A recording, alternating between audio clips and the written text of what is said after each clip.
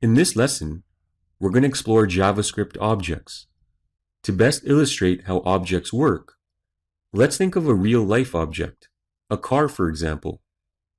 A car has various properties like name, model, weight, and color. We can include the values for each of these properties inside a single JavaScript object. In this example, we've defined a variable named car. The car variable is an object and contains several properties, including type, model, and color.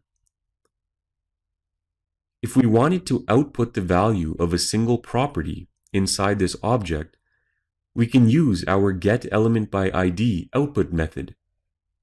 We can type car.type to output the car type.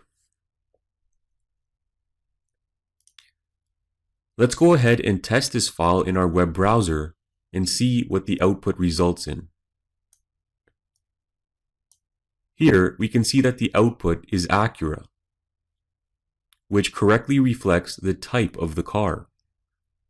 Now, if we wanted to output the model, we simply need to update from car type to car model.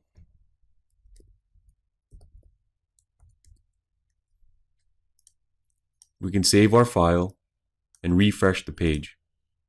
And now we have the model outputted in our web browser.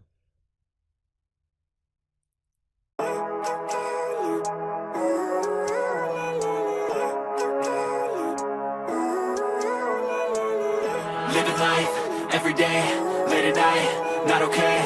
All I want, and I pray, all I need are some better days. Fuck me, I'm looking in the mirror, so foggy, but I've never seen clearer.